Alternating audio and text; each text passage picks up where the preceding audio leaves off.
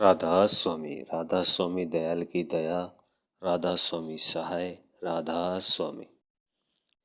प्यारे सत्संगी भाई बहनों, आप सुन रहे हैं परम संत ताराचंद महाराज जी का 27 फरवरी 1996 दोपहर का सत्संग।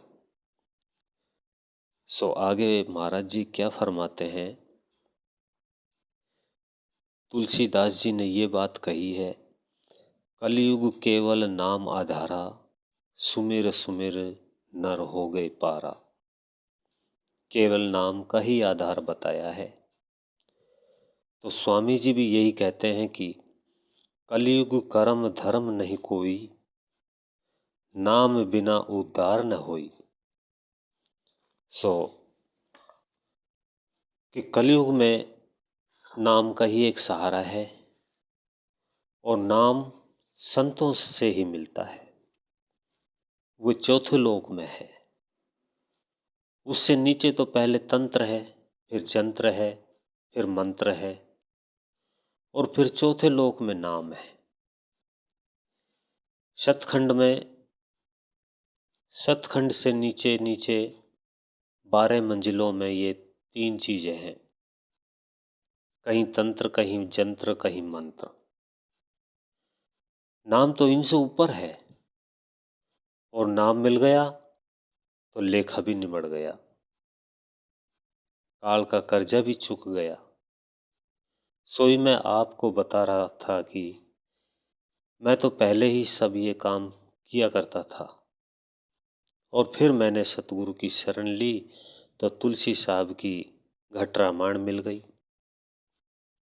उसमें पढ़ा, लोमस ऋषि ब्राह्मण थे, उन्होंने अपने बाप के साथ में संवाद किया। मैंने सोचा कि वाह, जम के जाल ही कट गए। सतगुरु ने बड़ी दया की। ये सभी उर्ला व्यवहार है। अपने ग्रंथों को देख करके बात करना सभी उर्ले व्यवहार में है। संतों का मार्ग ही मोक्ष के लिए है। तो आप कहोगे कि क्यों? क्या आपको पता नहीं है कि 4 युगों की एक चौकड़ी होती है और 72 चौकड़ी का एक मनु होता है और 14 मनु का एक कल्प होता है और एक कल्प का एक ब्रह्मा का एक दिन होता है और ब्रह्मा के एक दिन में सृष्टि रची जाती है। बताओ कितने ही दिन बीत चुके हैं। इसलिए ही काल महाराज के चक्र में ब्रह्मा विष्णु महेश भी आते हैं। आप पूछोगे वे कैसे आते हैं? एक माता ने इनको 6 मास के बना दिए तो क्या ये चक्कर नहीं थे? होश करो। इसलिए ही संतों का दर्जा ऊंचा है। संत बहुत दूर जाकर के बनते हैं। इसलिए ही मुझ पर दया हुई सतगुरु की, काटे जम के जाड़, जन्म जन्म के पाप निवार कर दिए आज निहाल।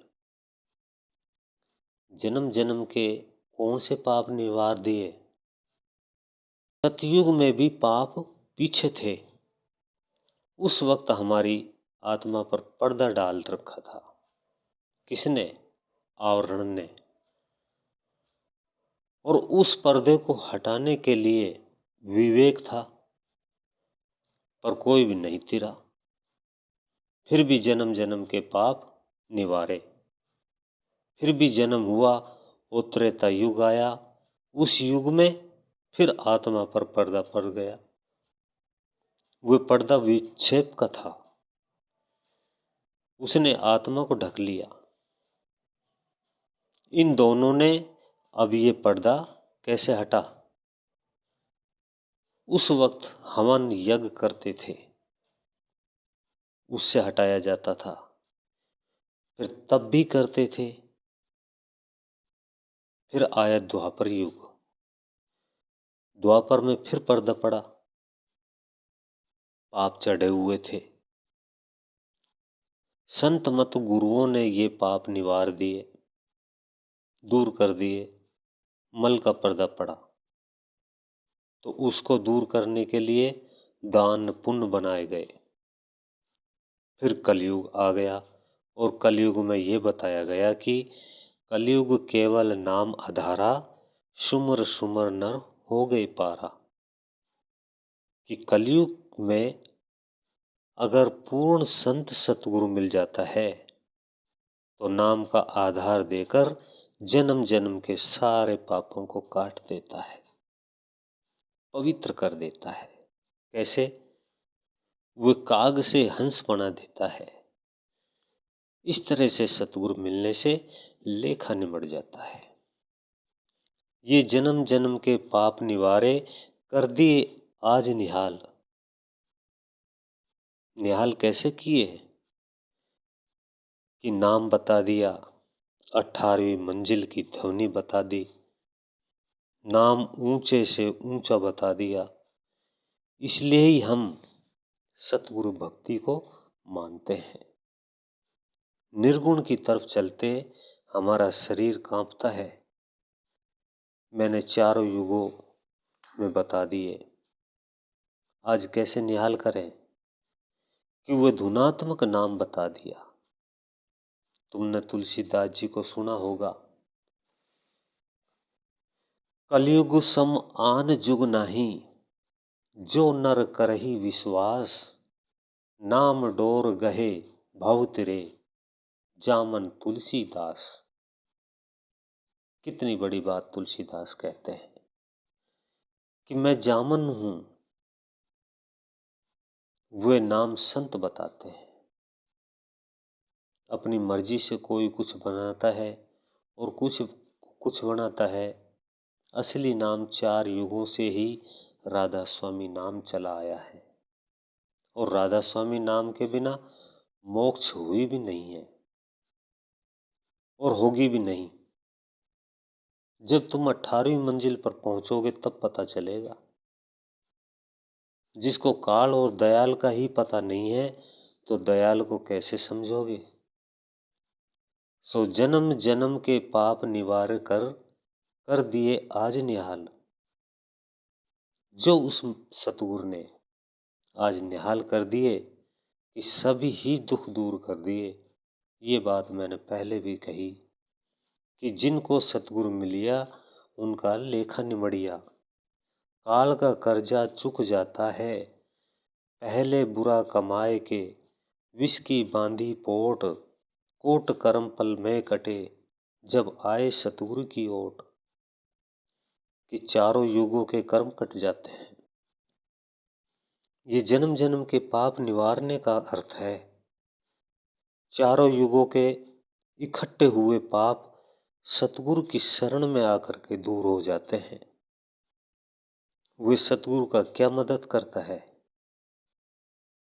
मैंने स्वामी जी महाराज और हुजूर महाराज की कोई बात सुनी थी। मैंने गोविंद सिंह जी और जोगा सिंह की बातें सुनी थी। मैं अपनी बात भी बता देता हूं। मेरे पास में एक प्रेमी ने आकर के एक बात कही, मैं हैरान हो गया। अगर वो झूठ बोलता है तो पाप उसको लगेगा, मैं क्या करूं? मैं सच्ची बातें कहता हूं। उसने कहा कि महाराज, मैं गिर गया था और आपने मेरी मदद की। क्या किया? आपका रूप मेरे कमरे में प्रकट हो गया और मैं आपका रूप देख करके गदगद हो गया, नीची गर्दन कर करके बाहर आ गया। क्या मैं गया था? क्या मैं बेशर्म हूं? पर ये सत्संगियों, अभी आप सुन रहे थे परम संत ताराचंद महाराज जी का ये सत्संग।